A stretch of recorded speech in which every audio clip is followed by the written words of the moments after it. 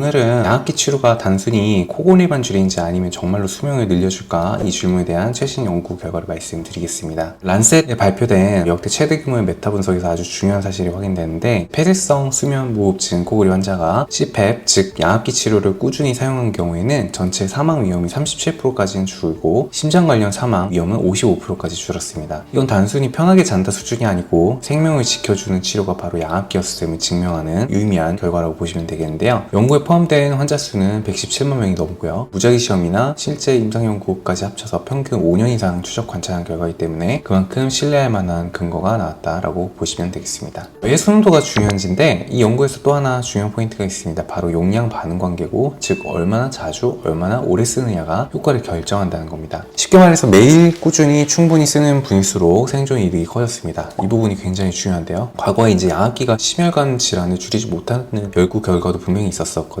2016년 논문에서 나온 결과들이 그런데, 그때는 평균 사용 시간이 3시간 정도밖에 안 썼습니다. 즉 짧게 쓰면 효과가 나타나지 않았던 거죠. 이번 메타 분석은 현실 데이터까지 포함해서 충분히 쓰면 수명을 연장하는 효과가 있다는 걸 보여줬습니다. 즉 기계의 성능보다 중요한 건 환자분들 습관이나 수능도입니다. 양압기를 중도 포기하지 않고 어떻게 해야 꾸준히 쓸 수 있을까요? 저희가 강조하는 거는 치료 시작 첫 4주입니다. 이 시기에 양압기를 쓰는 습관을 잘 잡아야 장기적으로 유지가 되는데요. 첫 번째는 마스크 피팅입니다. 얼굴에 맞지 않아서 아픈이나 공기 누수가 생기면 바로 바꾸셔야 되지 참고 계시면 안 됩니다. 비강 상태 관리인데, 비염이나 코막힘이 있으면 같이 치료해 주시는 거 꼭 의료진한테 요구를 하시고요. 가습장치 사용입니다. 건조감 때문에 중단하신 경우가 많은데 가온가습기 사용하면 해결이 되는 문제입니다. 데이터 코칭인데, 기기에서 나오는 사용시간, 누수, 잔여 무호흡 주수를 확인하면서 직접 피드백을 받는 것을 권고를 드립니다. 그리고 세밀한 압력 조절이 필요한데, 압력이 너무 세게 느껴지면 잠을 못 자니까 환자 호흡에 맞게 램프 기능이나 EPR 등을 조절해서 나한테 편한 것을 맞추는 게 중요합니다. 즉 이렇게 해서 목표는 간단하게 수면 한 번 할 때마다 4시간 이상, 그리고 주에 5일 이상을 첫 달에 넘기시는 겁니다. 이것만 잘 통과하면 장기적으로 안정적으로 양압기를 사용하시게 됩니다. 단순히 개인만의 문제라고 볼 수가 없고, 이 수면 무호흡은 전 세계적으로 10억 명 이상이 겪고 있는 질환이고요. 이 중에 대부분은 진단조차 받지 못하는 경우가 많습니다. 특히나 이제 데이터에 따르면 80% 이상이 미진단 상태라고 하는데, 그러다 보니까 이제 고혈압, 부정맥, 뇌졸중 같은 합병증이 늘어나서 사회가 부담해야 될 비용도 커지고 있습니다. 이번 연구는 이 수면 무호흡증의 양압기 사용이 단순히 개인의 편안한 잠을 위한 게 아니라 사회 전체의 심혈관 위험 부담을 줄일 수 있는 중요한 사회적인 치료 전략이라는 것을 여실히 드러내준 논문 결과라고 볼 수가 있겠습니다. 양압기 치료는 단순히 코골이를 줄이고 낮에 덜 졸리게 하는 그런 기계가 아닙니다. 꾸준히만 쓰면 실제로 코골이 환자에게서 수명을 늘려주고 심혈관 사망 위험까지 절반 가까이 줄여주는 치료라고 보시면 되겠습니다. 결국 핵심은 얼마나 꾸준히 쓰느냐이고, 환자분들이 처음부터 안정적으로 적응하시는 것이 매우 중요하다고 볼 수 있겠습니다.